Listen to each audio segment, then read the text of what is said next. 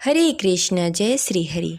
सनातन धर्म में अश्विन मास का विशेष महत्व है। अश्विन मास में शारदीय नवरात्रि मनाई जाती है और दशहरा मनाया जाता है और उसके अगले दिन एकादशी तिथि को पापम कुंसा एकादशी का व्रत रखा जाता है। एकादशी व्रत श्री हरि विष्णु को समर्पित है। इस दिन भगवान श्री हरि विष्णु की विधि विधान से पूजा की जाती है, व्रत रखा जाता है और अगले दिन द्वादशी के दिन पारण किया जाता है। माना जाता है कि इस एकादशी का व्रत रखने से समस्त पापों का नाश हो जाता है और जातक के जीवन में सुख शांति और समृद्धि बनी रहती है। साथ ही माता लक्ष्मी की कृपा प्राप्त होती है। तो आइए जानते हैं कि साल 2025 में पापम कुंसा एकादशी कब है, पूजा का शुभ मुहूर्त क्या होगा और एकादशी व्रत का पारण कब किया जाएगा। तो इस वीडियो को अंत तक अवश्य देखिएगा। अगर आपको जानकारी अच्छी लगे तो इस वीडियो को लाइक करके कमेंट बॉक्स में हरे कृष्ण जय श्री हरि अवश्य लिखें। हमारे चैनल पर व्रत कथा भी सुनाई जाती है, तो उसका आनंद अवश्य उठाएं। पापाम कुंसा एकादशी का व्रत हर साल अश्विन मास के शुक्ल पक्ष की एकादशी तिथि को रखा जाता है। स्कंद पुराण में एकादशी व्रत के नियम और पालन के बारे में बताया गया है। माना जाता है कि एकादशी व्रत में नियम का पालन करना बेहद ही जरूरी होता है। एकादशी व्रत का नियम का पालन 10वीं तिथि से ही प्रारंभ हो जाती है। माना जाता है कि इस व्रत में नियम का पालन न करने से व्रत का पूरा फल आपको प्राप्त नहीं होता है। तो इस व्रत में नियम का पालन अवश्य करें।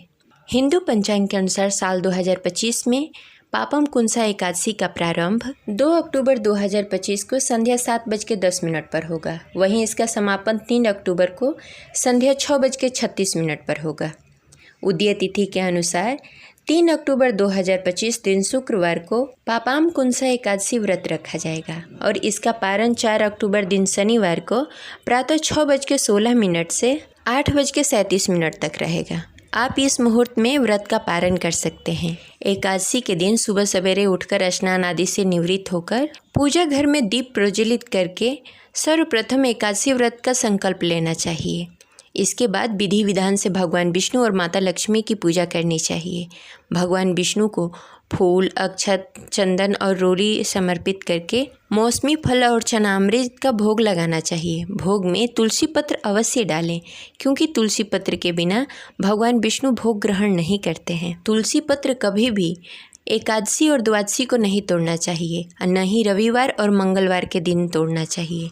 तो आप तुलसी पत्र पहले ही तोड़कर रख लें। भगवान विष्णु की विधि विधान से पूजा समाप्त करने के बाद ओम नमो भगवते वासुदेवाय मंत्र का जाप करें। एकादशी व्रत कथा पढ़े या सुने। उसके बाद भगवान विष्णु की आरती करके पूजा संपन्न करें और समय प्रसाद वितरण करें। और अगले दिन द्वादशी के दिन सुबह प्रातः उठ स्नान आदि से निवृत्त होकर पुनः भगवान विष्णु की पूजा आराधना करें। उसके बाद गरीब जरूरतमंद लोगों को दान दें, ब्राह्मण को दान दें। इसके बाद व्रत का पारण करें। ये रही आज की जानकारी। आशा करते हैं आपको अच्छी लगी होगी। तो इस वीडियो को लाइक करें और ज़्यादा से ज़्यादा लोगों को शेयर करें। मिलते हैं अगले वीडियो में। तब तक के लिए हरे कृष्ण, राधे राधे।